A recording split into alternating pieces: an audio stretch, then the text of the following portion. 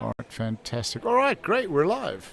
So, ladies and gentlemen, we are live with Jim Ray here at Sun City at the World Bench Press Championships. Jim, thank you for joining us and for your time. You're welcome. And so we just wanted to start out. Tell us a little bit about yourself. USA Master 3 120 plus and record holder and champion. Well, I'm 65. Right? Sure. I've been competing for a little over 20 years. Right, okay. And so I did not do this as a young man. I started in the IPF as an M2. Okay, wow. I was at the age of 40. I discovered I had two gifts I did not know I had previously. Right. I had our first child. At 40, fantastic. 40, okay. Found out that I discovered I had a gift of loving to change diapers, Right. and that I was a pretty good bench presser. Okay. And I hadn't benched since high school. Right. And so I started benching in some local meets, non-federated, and did quite well, especially, my age group. Right, yes. And I benched 500 pounds raw Wow. at the age of 47. Okay. And at that point, I discovered the IPF Right. and looked at the world record for the M2 as I was coming up on, 50 years old, Yes. and took my raw bench and added a reasonable amount for a shirt. Okay. And decided that I could make a go at the world record. Right. So I joined USA Powerlifting, did a local meet to qualify in the fall of 2007. I turned 50 Right. and went to nationals and won. At that time, you could set world records at local meets with international judges. Right. So I did that, and then qualified for my first Worlds in Bratislava, Slovakia, where I snatched defeat from the jaws of victory. Fair enough. I didn't have very good strategy Right. and allowed the Japanese lifter to beat me with a 20-pound personal record for him. Okay. So Wow. congrats to him under pressure. Yes. But I still made poor strategy decisions. Learned a hard lesson. Right. So the next year I went to New Zealand. A sad story, really. At our nationals, I got beat by the previous world record holder, Okay. Frank Beeler, and our coach told us that he was going to take 2 super heavies to New Zealand. Right.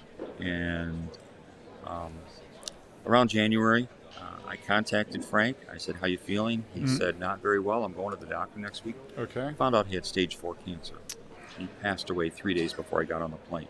Oh no. So he literally won nationals and was dead by Worlds. Okay. So that was a word. hard loss for the whole team Yes. in New Zealand. Also because he had been on the team for a long time, Right. and I was the new kid on the block, Yeah. and not fully accepted yet by people.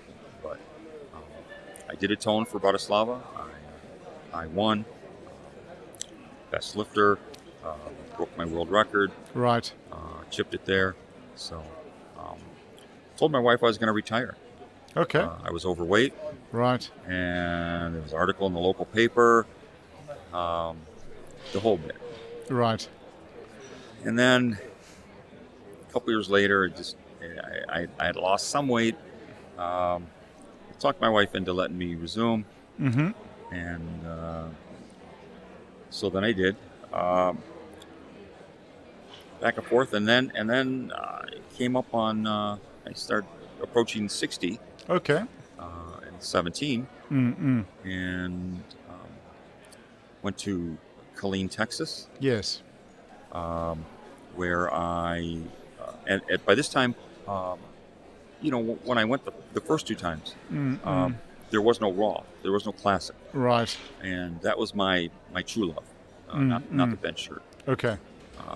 They say that baseball, the catchers wear the tools of ignorance. Yes. But whoever wrote that didn't know anything about bench press shirts. Right. And so, I did it because I needed to, I guess. Okay. But when Classic came around, I returned to raw lifting. So Okay. that's what I like the best. So I went to Texas. Right. I wanted to become the first man to bench 500 pounds at the age of 60, drug tested. Okay. Yep. Did that, very happy. And I'm trying to think, was it, the year after Texas, I did not go. I decided to do the Arnold instead. Okay. That was a thrill for me. Right. The biggest crowd I've ever benched in front of. Okay. I'd suffered an injury right before. I'd hoped to break my world record there. But I did not, but I did get a 500. Okay. I didn't break the record. Then the next year I went to Tokyo. It's always been on my bucket list. Right. Visit. Love the people, love the country. It was a fantastic trip. An incredible passion for bench pressing. Oh, yes. Yes, back in the day, I had met Daiki Kodama and saw a video of him online, how he put his bench press shirt on by himself. Okay. And so I learned from that video how to do it.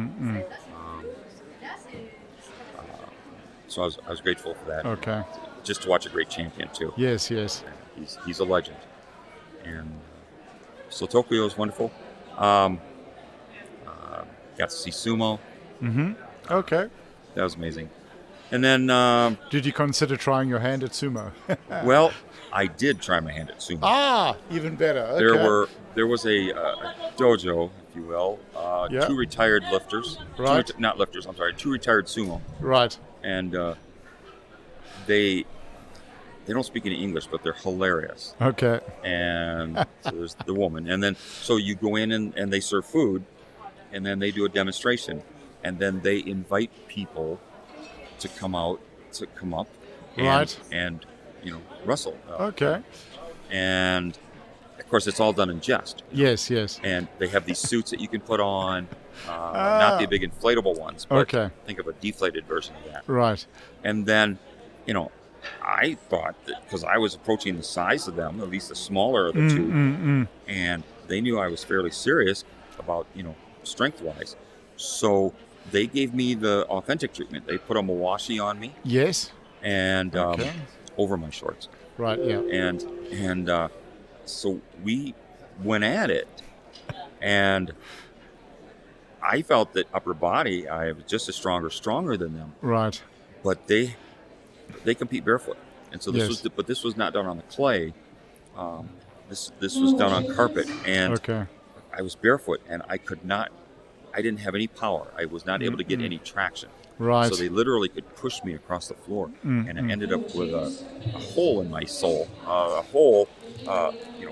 chunk of meat out of my foot. Right. And luckily, there was a doctor right next to me, and they put a pad on, but it was amazing. It was dream of a lifetime. Right. To actually be in the grip and wanting to do that with them. Fantastic. It was so much fun. Okay.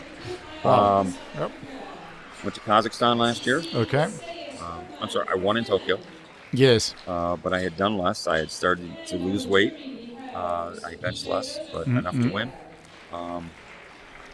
Lost more weight last year.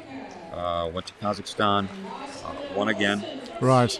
So I'm here now. Okay. Competing tomorrow. Hoping for my 5th world title. Fantastic. Not going to set any world records, but well, you never know. I'm happy to be here. Yeah. The breakfasts are pretty good if you don't get pooped on by a pigeon. Well, I don't know. You might not have seen it today, but something else happened. Yeah. There were 2 Mongolian lifters at a table. Right. And a monkey hopped on their table and grabbed one of the lifters' muffins. Yes. And then ran off. Right. And the whole room saw it. Yeah.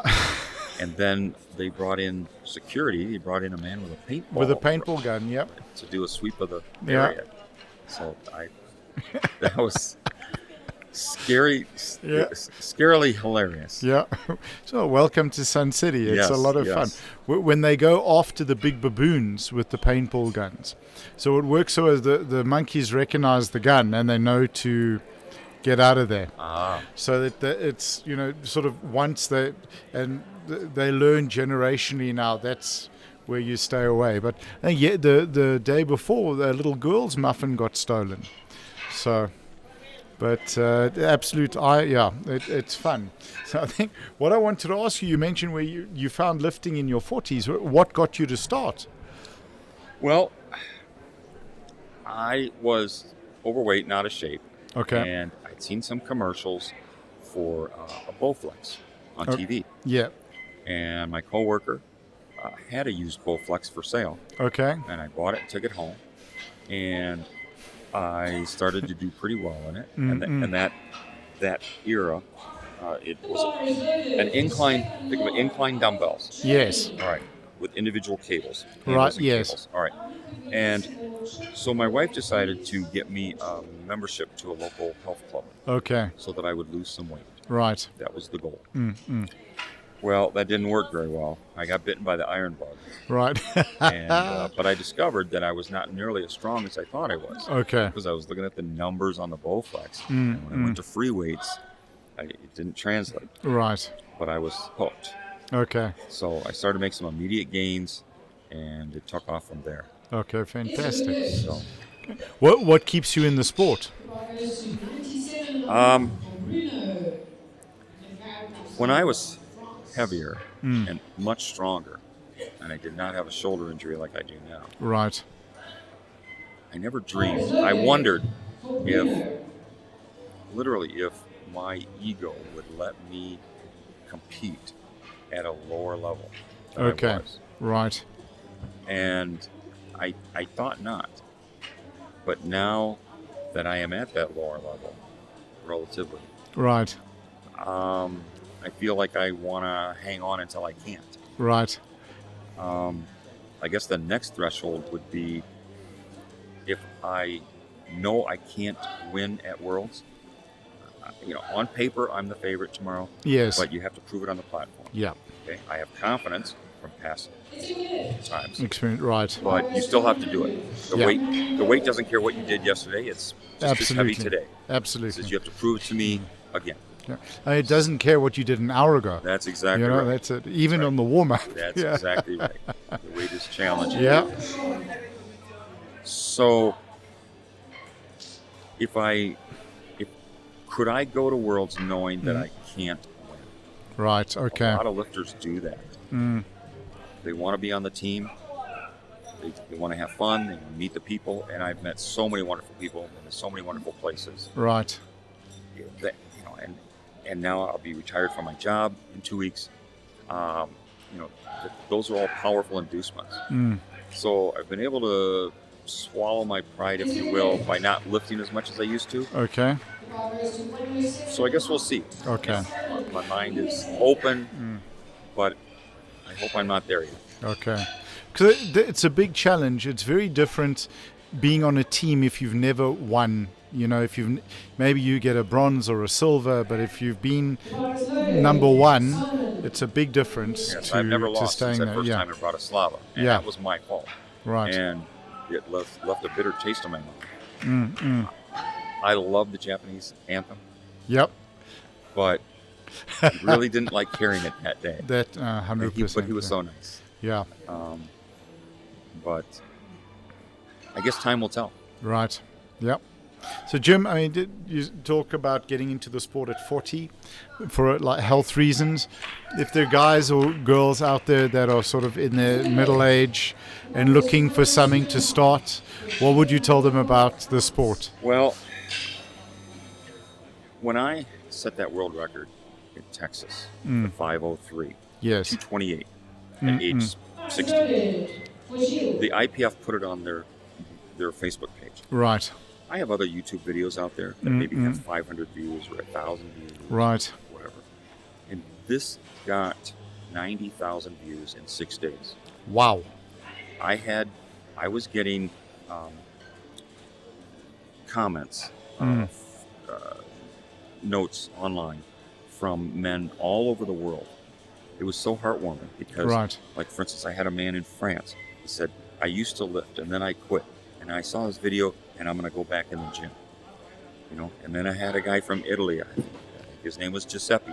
He says, my neighbor, my best buddy, used to be pretty good, and I'm going to tell him about this video, and I'm going to encourage him to go back to the gym. Right. And to see this feedback was really heartwarming. That's phenomenal. And I see people at the grocery store. If I see a guy at the grocery store that looks really strong, Yep.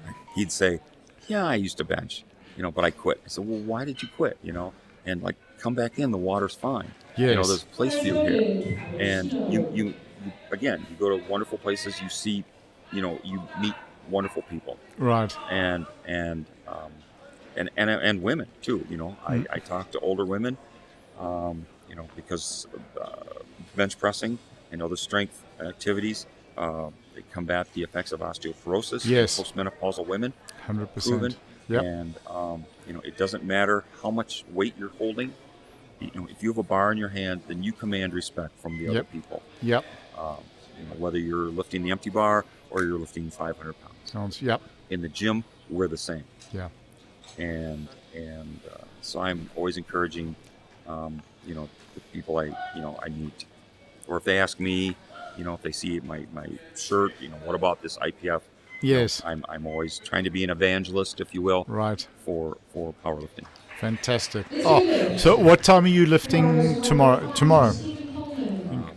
Noon local time here. Okay, so noon South African time tomorrow. Yes. So the guys can tune into the white lights there to watch you and support you.